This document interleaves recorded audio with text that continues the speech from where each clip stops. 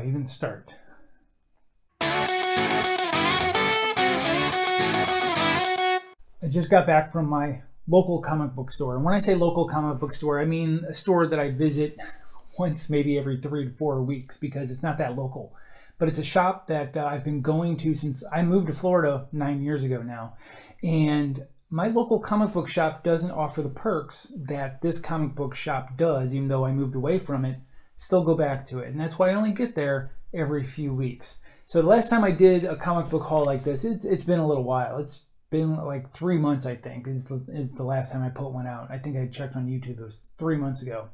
So I have a large stack here, but this is just one part of quite a large stack of comics that I've gotten over the past couple months.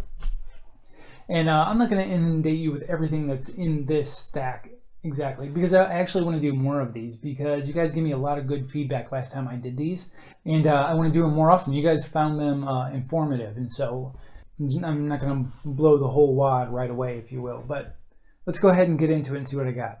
And so starting out my series here is Guardians of the Galaxy, a brand new series. You see the full roster there in this series. Some familiar faces. There's issue 2 that's out as well. That's a cool Star-Lord cover, half mask, half regular face. I started collecting Guardians of the Galaxy with the last series that was out. I think it only lasted like 13 issues. And that was because at the time they were promising a prominent character to be in the series, which he was, but not to the extent that I thought he was going to be. But it still got me to start reading that series. And that was the first Guardians of the Galaxy series that I actually collected. And I really enjoyed the writing, the creative team on that, and I thought it was a fantastic series, but it ended up really fast. I think the creative team was leaving, and they're like, let's just go ahead and tie up this storyline just really fast. It got to the point where at the later issues, you find out Rocket Raccoon was dying. And I don't mean like facing certain death from an enemy that he could come back from. I mean, he was dying. He looked like he had stage 4 cancer. He was frail and bony and losing his fur. And they tied up that series with him just all of a sudden having a miraculous surgery when he was ready to die. He's like, I am done, and that is that. Well, we start out with this new series, which follows up directly after that last series. And it's already got me hooked on these first 2 issues because of Rocket Raccoon, and because he's not the character that everybody loves from the movie. I mean, he is still Rocket Raccoon. He's still a smart mouth.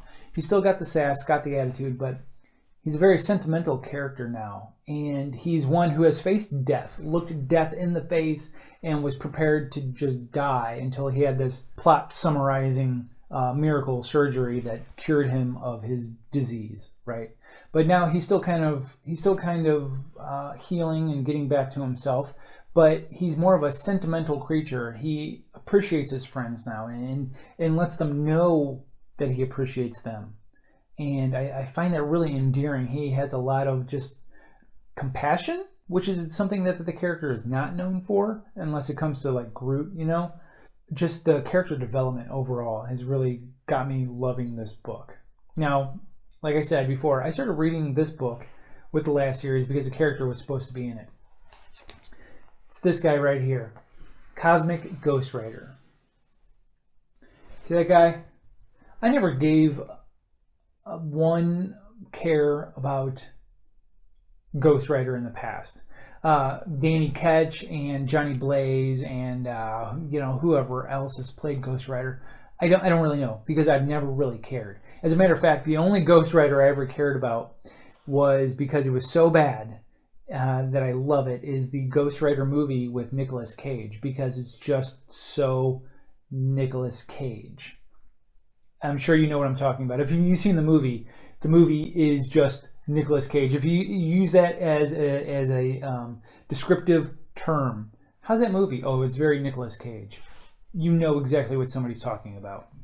So why do I care about this Ghost Rider? Because it's not a Ghost Rider that we've ever come across in the past. Now, this is the second series. This is the revenge of the Cosmic Ghost Rider, because Cosmic Ghost Rider already had a series, which then led to that Guardians series that I started reading.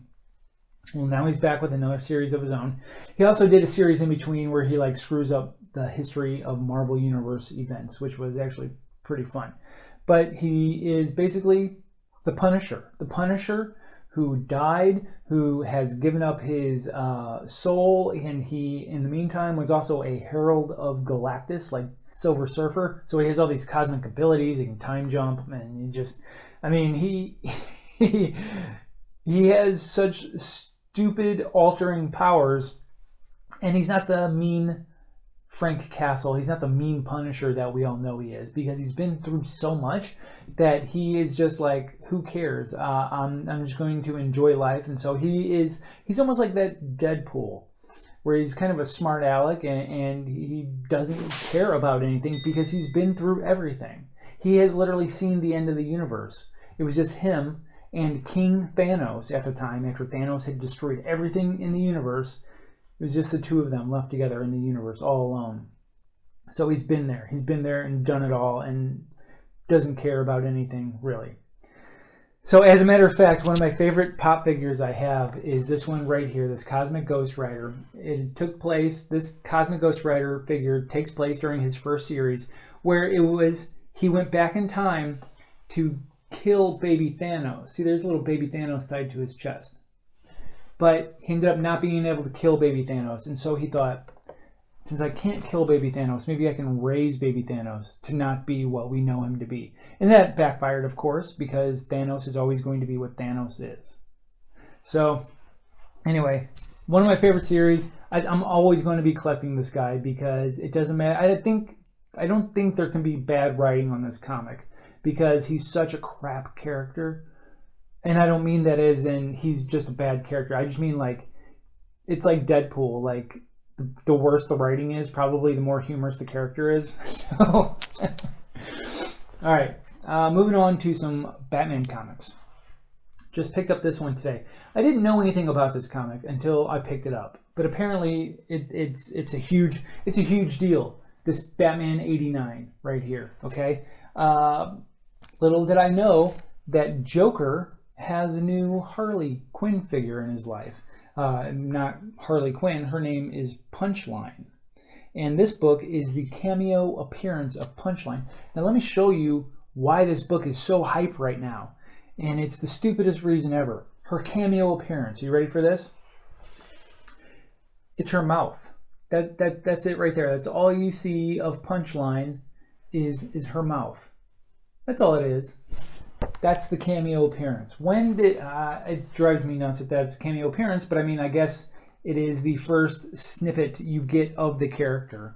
Her first full appearance is going to be in a different book, which is already out there and I didn't grab. But as a collector, I wish I had of, but oh well, it's like a stock market. Something's going to happen to that character because nothing's going to live up to the hype of Harley Quinn. Something's going to happen to that character. The price is going to crash on it. And I'll catch it on its way down to add to my collection. And I'm okay with that. Another new character that has been added to familiar books. Batman Beyond. They started adding Batwoman. Brand new Batwoman. Now, Batwoman is obviously making hype on TV shows. She's got her own TV show. Been making her rounds in what they call the Arrowverse shows as well. But they included the brand new futuristic Batwoman in Batman Beyond. And I love these color coordination that they're doing here with the black and red. I love this cover alone by itself. I think it's just phenomenal. I freaking love it. But anyway, Batwoman is just in, there's a new Batwoman in the future, and they revealed who the character is. I'm not going to tell you who the character is. I don't want to be all spoilery and stuff, but it's a character that is a very B character that I think was introduced quite a while ago, so that it could be a surprise that she is the new Batwoman. Okay, another Batman comic. Now, sometimes books just need to be left alone. They don't need to have sequels made of them. And that is my feeling with a book called The Dark Knight Returns, which is futuristic Batman. He's old, he's been beat up, he's retired now, and he's been away for a long time until Joker, who's been in an insane asylum, actually starts being sane. Turns out it's all a ploy. He's not sane. He's super insane. And so when he gets freed out into the public, Batman returns to his costume and starts going after the Joker again. But he doesn't have a sidekick, and so he finds a new sidekick unintentionally with this young girl named Carrie Kelly, and it ends on a good note. It ends on a cliffhanger note, but one of those that is happily a cliffhanger and that we don't need resolution to. It's one that's left up to your own imagination as to how this is going to play out. Well, they followed it up a number of years later. Now, this was written by Frank Miller, who you might have seen the movie Sin City or read the book Sin City. He also did the Spirit movie that was out, and which I enjoy myself, but I enjoy the color coordinations that he puts in his books and movies and stuff like that. And so they followed it up a number of years later, and that book bombed. That book just sucked. Then they followed it up after that with The Dark Knight Strikes Back, with his Dark Knight Strikes Back, and then The Dark Knight 3. And the third one kind of made up for what the second one did. Used a lot of the same characters, but better storyline. And now this is a follow-up to that. So this is like part 3B, if you will. Not quite part 4, because it's just a one-off book, but it's part of DC Comics' new Black Label, which is meant for mature readers. Not necessarily sexuality or anything like that, but more violent. Because, look, this is not a Batman, this is a Batwoman, if you will, character that I just talked to you about a second ago, who is now taking up the mantle, but she's throwing a Molotov cocktail. That's not a very Bat person way to go about it. So definitely more violence in this one. I haven't actually read it yet. I picked it up because I'm a completionist. That's the only reason I have this book, because I'm a completionist. I have all the other books of all the other parts of that series, so I had to get it. I'm gonna read it eventually, but once again, I only got it because the completionist part of me. So another book that I think people wouldn't really expect me to read, Zero's Journey. This is Zero from Nightmare Before Christmas. Now, Zero has a special place in our household. When this series just started coming out, we lost our dog of 13 years. He was 16, and Boris, had to be put down at 16 years old, but we had him most of his life. And so, in a way, Zero kind of represents in this household our Boris still sticking around the household. But the book itself is just fun in general. Like look at let me get it out of the light there. It's very reflective. Look at little Zero there. Look how happy he is. So this is also made by Tokyo Pop. Now Tokyo Pop makes manga comics, which are read backwards. So every time I open up one of these books and I open it, I always end up opening it on the last page because they're meant to be read backwards like Japanese books are. That's just the way it is. Let me kind of skim through here. New Star Wars series is out. First 3 issues here. Now the last series ended on issue 75, which led up between episode 4 and episode 5, from A New Hope to Empire Strikes Back. That series took place in between those 2 movies. So now this new series here takes place after episode 5, leading up to episode 6, The Last Jedi. I don't have any other information other than that to give you. Last issue of Dr. Aphra, what I regard as possibly the most underrated Star Wars character out there. Young Dr. Aphra is someone who gets by.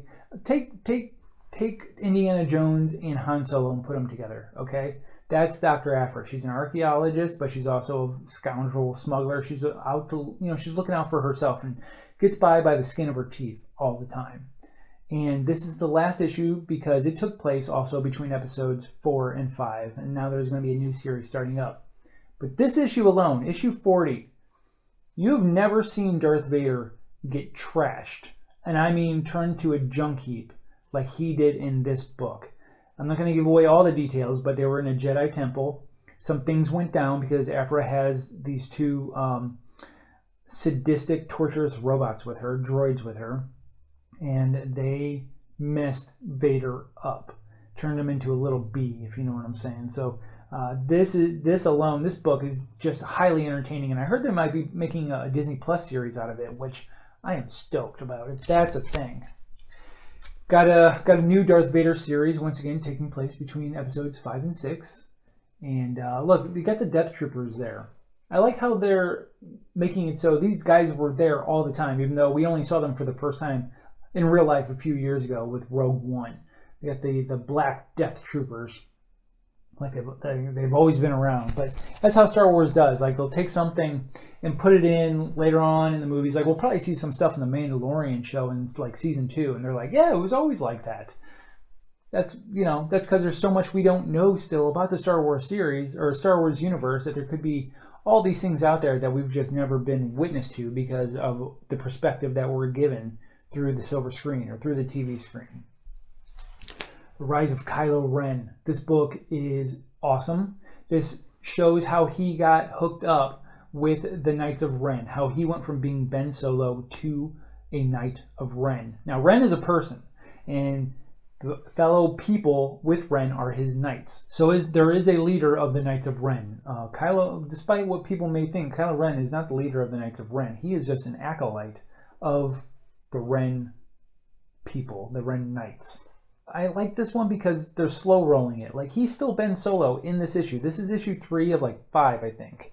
It's a limited series. I don't think we're actually going to see Kylo Ren until like the last issue. But issue 3, he finally hooked up with the Knights of Ren. Yeah, he finally took them up on an offer that, he couldn't refuse. So, highly recommend this book. Okay, now, if you guys aren't watching Lock and Key on Netflix, you need to watch Lock and Key on Netflix. It is one of my top 5 all-time favorite books, Lock and Key. And the series on Netflix takes the whole series of 5 or 6 years, 7 years, maybe almost 10 years worth of books, and takes a lot of the plot points and puts them down into a very strong narrative in the first season. I'm curious as to where they're going with the second season now, because they took all the major plot points from the entire comic book series into the first season. But anyway, it's written by Joe Hill. And for those of you who don't know, Joe Hill is the son of Stephen King. And he went by the name Joe Hill so that he can make a name for himself without having to rely on his father's name to help put a spotlight on him, which is fully respectable. I understand that. So he's been writing some books for the DC Black Label as well, like the Dollhouse Family. And there's the Black Label. He's even got his own imprint, Hill House Books. And so the Dollhouse Family. Okay, so this girl receives a 19th century dollhouse from her dying aunt.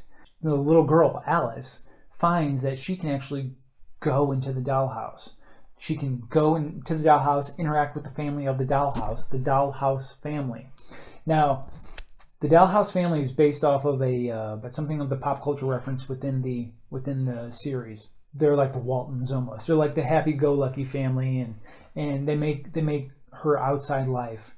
She's got a lot of turmoil in her outside life, so they make it all better on the inside of the dollhouse. But when she goes back to reality, all the good that she experienced within the dollhouse, the negative aspect of that is being amplified in reality.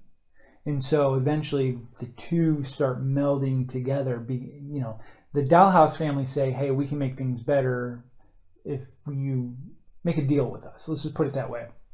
So the two worlds start coming together. Think of Tales from the Crypt.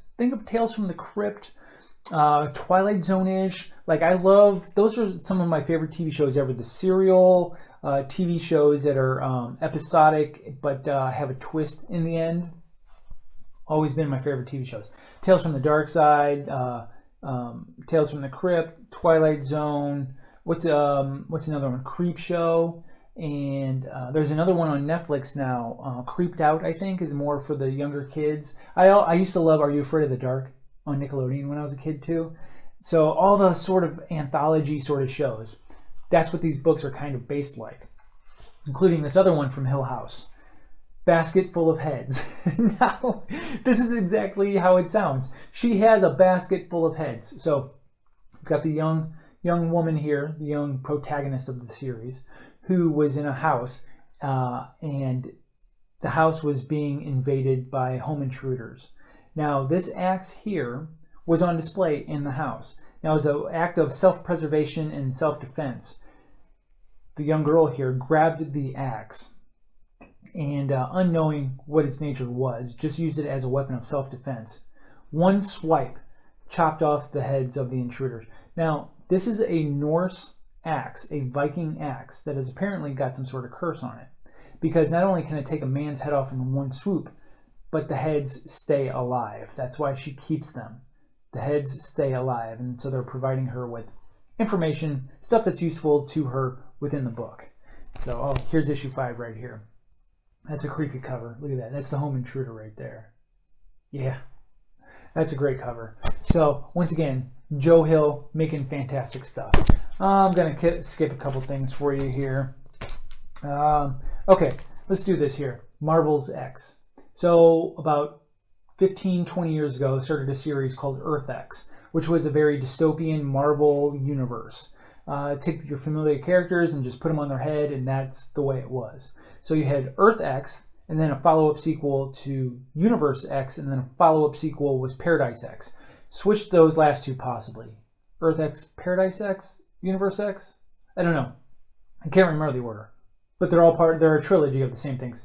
This is a prequel showing how those books how Earth X kind of started, how that universe got turned upside down, as it were.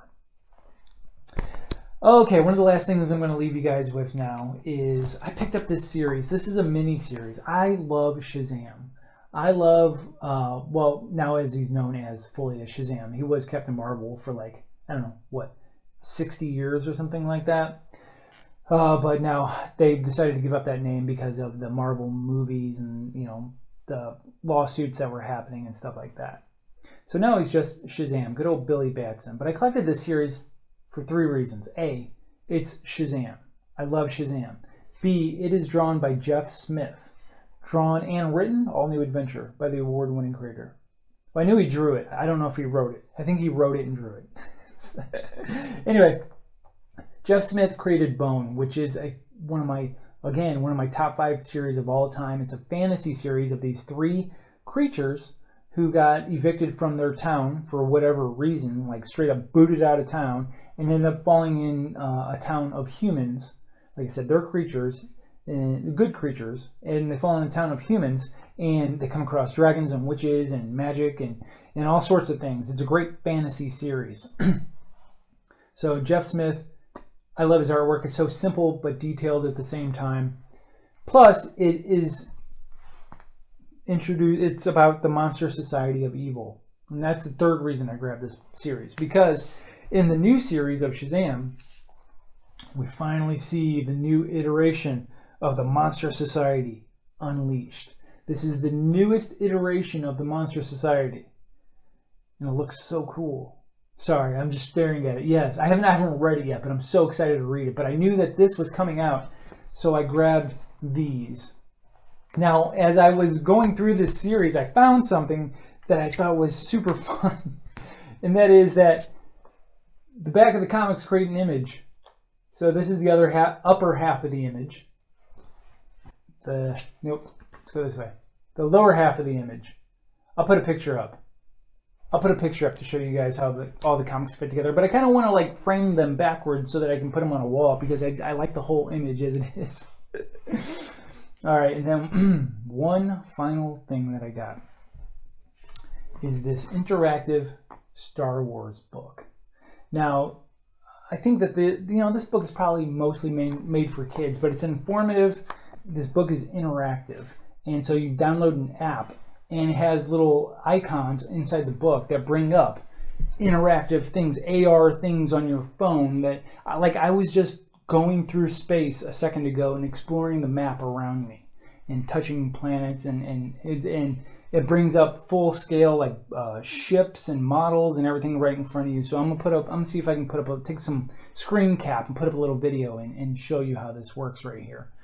But this is what I have right now. I skipped over a couple things because I want to have some stuff to show you guys next time as well. So I'll be trying to do this more often. But if you enjoyed this and I gave you some information on some books that might pique your interest, then give me a thumbs up, give me a like if you will, and subscribe to the channel. And if you know somebody that is thinking about getting into comics and might find some of this information informative, please feel free to share it on like their Facebook page or their Twitter, or send them a link via text or something like that, because I really want to do more of this stuff with you guys. So that's it. I'm going to leave you guys, and thanks for watching all the way through this. Hopefully I didn't ramble on too long, and I'll talk to you guys later. You guys, thanks so much for watching this video. If you enjoyed it, please consider hitting that thumbs up below. And if you want to hang out with us, hit that subscribe button. Be sure to ring that notification bell so you don't miss a video. But our latest video is right here. And the video that we picked specifically for you to watch is right here. Enjoy.